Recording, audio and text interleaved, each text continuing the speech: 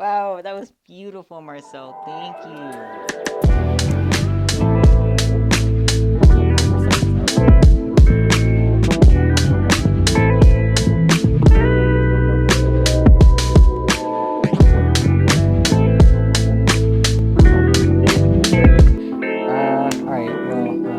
My name is Sil. I'm an illustrator at OCAD. I'm in my third year, technically. And I like to work in mixed media. Both of my parents were artists. They actually met in theater school.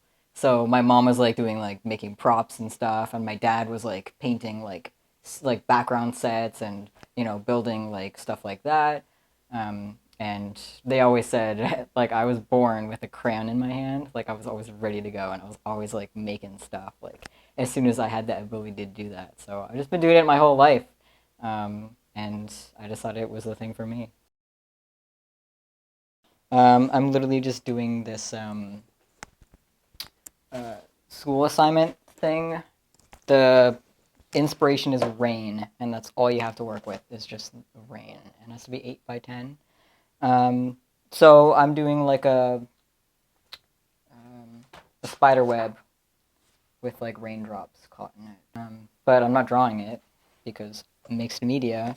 Um, so I got this little like wooden board thing, a Dollarama. I'm gonna use the back of it, paint it black, and maybe do like a I don't know gradient or something with navy blue or something, just to give it a bit more um, texture and kind of interest. And then I'm actually creating like spider web from string, and I am kind of slowly tying beads onto it to look like water drops. So it's going to be a bit of a long process, and it's due tomorrow, but it'll be done by then. So it just might take me all night. But yeah, look at this absolute technique. Oh my goodness, I definitely know everything I'm doing right now. Oh, shit.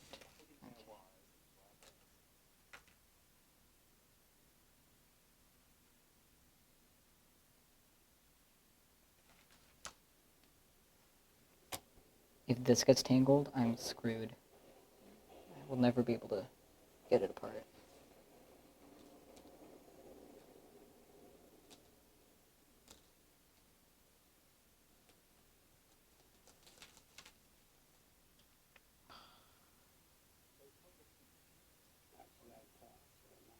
An artist has nimble fingers and skilled handiwork so that everything is effortless to them all the time.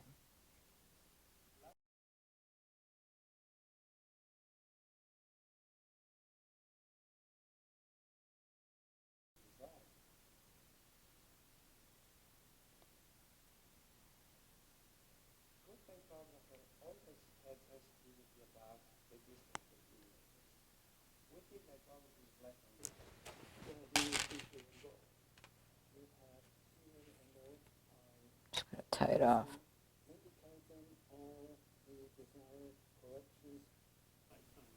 Wish to make a modernized version of accident grotesque, which was essentially a tradition of 19th century German theatre. And I think it's true that Edward Hoffman, who had been the boss of the Heart. I actually gotta paint this. Maybe I should do that now so it can dry.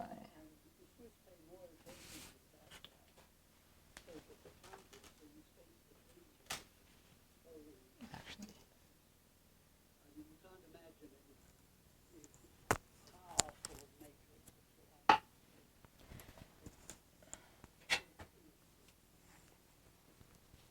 folk art, most trusted brand. I don't even know what this is.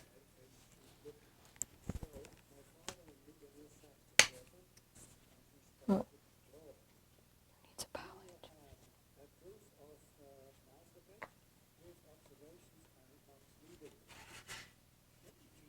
This stuff is actually great because it dries pretty opaque. The Liquitex stuff is a little bit translucent sometimes, which is annoying.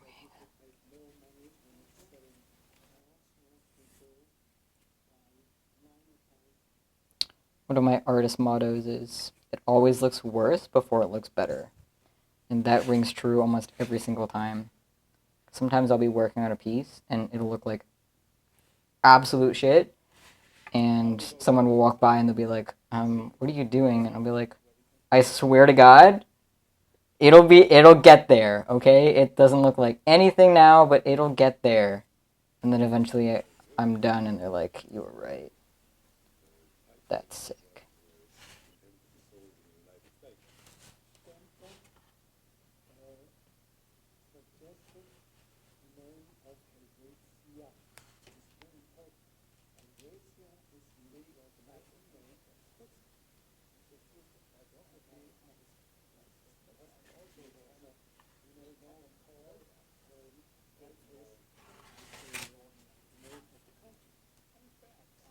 Technique. You never need a palette. The brush is the palette.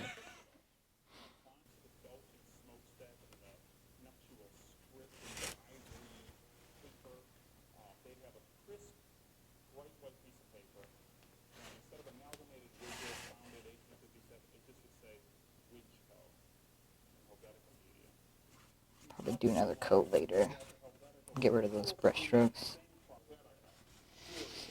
My biggest struggle with like being an illustration student is your professor is constantly telling you like you need to develop a process. Like you need to kind of have like a bunch of sketches. You need to bring your sketches to class, and then you need to have linears, and then you need to, you know, create a final product from your linears. And I'm like, I have never done it that way, and I feel like as soon as I graduate, I'm gonna stop doing it that way because it just doesn't really work for me.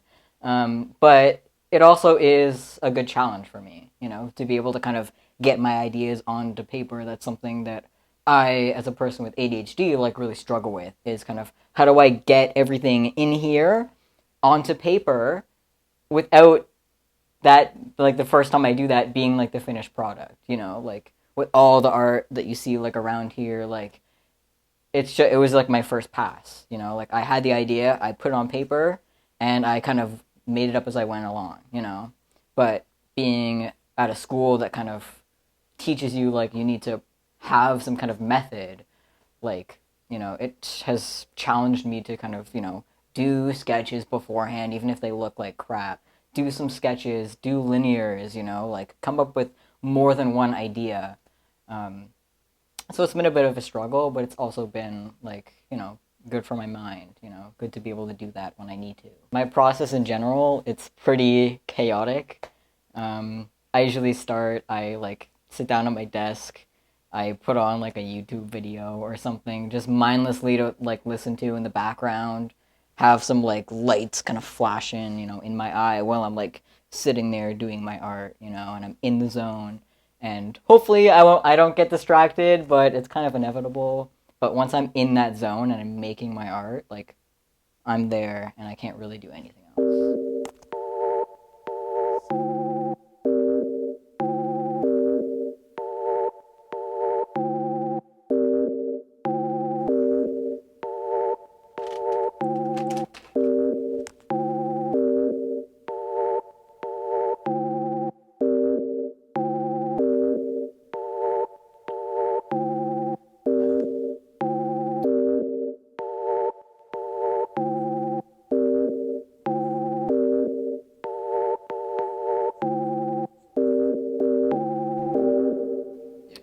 Yeah, so I mean, I can like go over some of these artworks here. This one I did in high school. It was nothing special. Like it was like a schism field trip thing. But as I was doing it, like there was a guy across from me, and he was like, "The fuck is that?" And I was like, "Dude, leave me alone! Like I'm just trying to express myself. Like yes, it's a little bit cringe, but like just leave me alone, dude." Anyway, pissed me off. This one, oh my god, like every piece of queer art I do, like someone hates it for some reason. But my teacher, a funny story about this one, I submitted this. The assignment was like, okay, you have to like talk about like romance in the context of like music or film or something. So I was like, okay, I'll do romance and music, but I was like, I don't want to do anything like cliche. So I did like a punk rock kind of scene.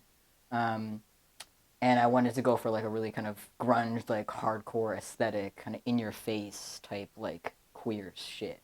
And then my teacher was like, "Oh yeah, that's great and all, but I don't really see the queerness of it. I think you need to add more rainbows."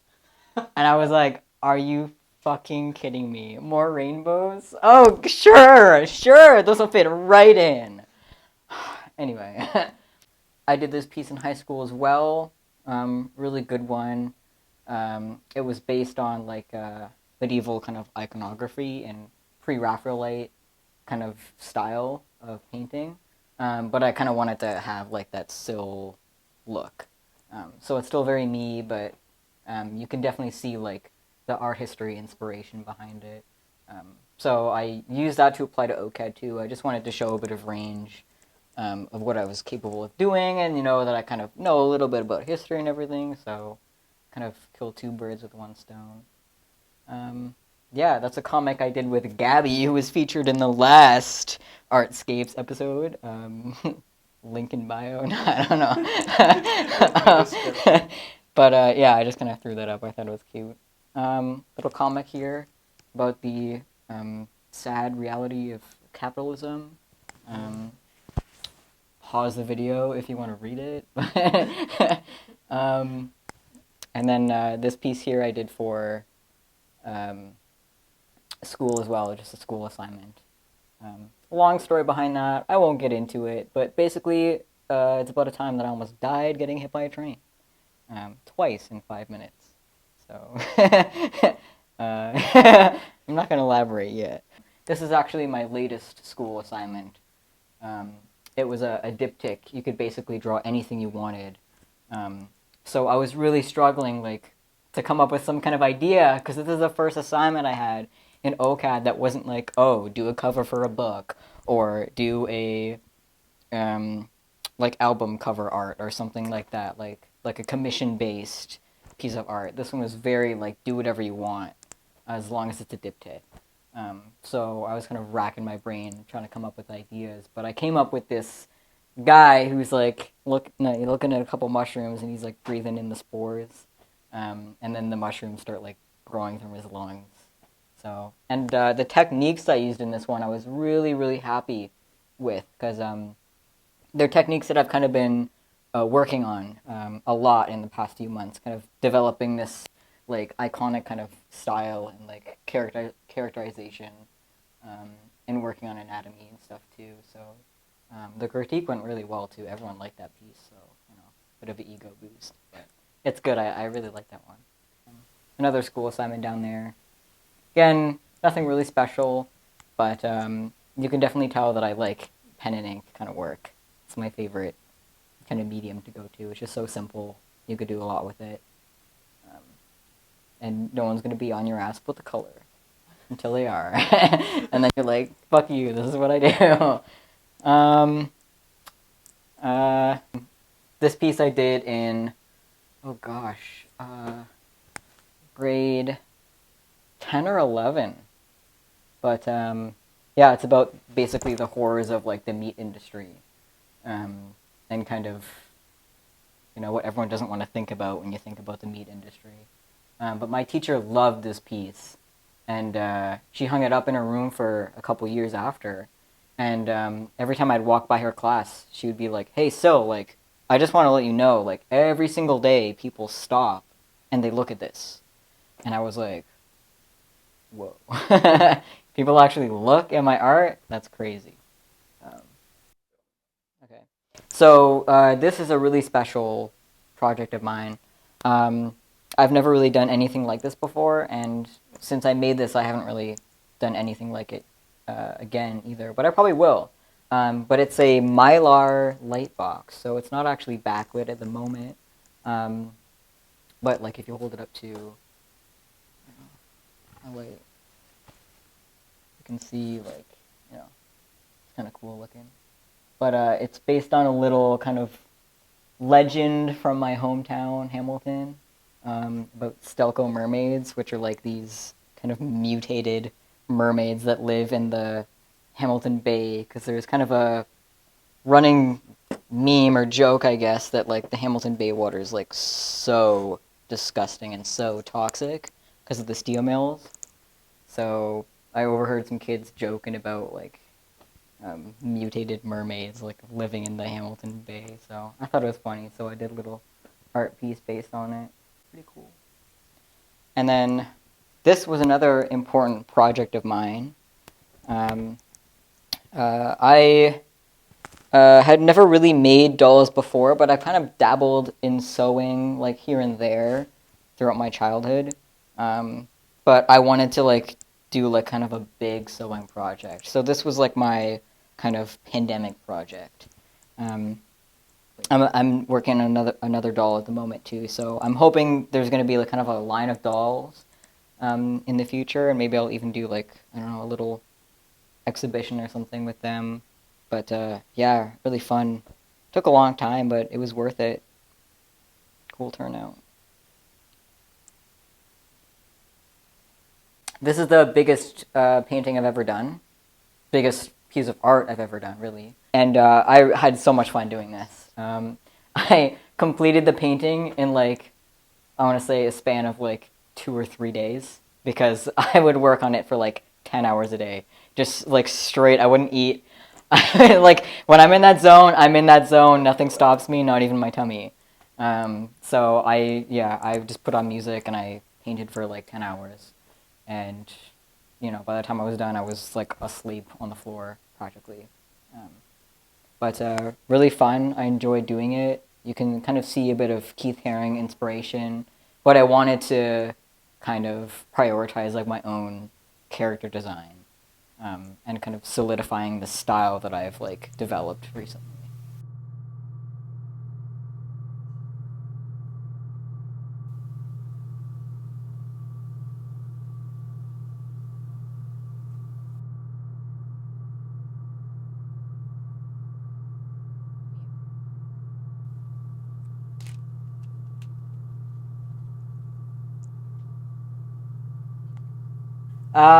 I mean, there's tons of joy. Art is like something that I plan to do for the rest of my life. But honestly, as anticlimactic as it is, like I don't see myself having a career as an artist. At least not like from a financial standpoint. I see myself like going into a trade or something like that. I'm thinking about becoming a welder. But I just want a job that kind of supports me in my life so that I can keep making art, um, as a hobby. Like that's still what I want to do for the rest of my life. That's still like what I live for. So even if that's not like what I'm making money off of, I want to be able to support that aspect of my life because it's so important to me. Um, so yeah, I'm just excited to see, um, where my future is as an artist because I don't really know yet. Um, but I do know that I'm gonna make a lot of cool stuff. Um, I always have and I always will. And as long as there's people there around me to say, hey, nice job, then I'm gonna keep going. Um, so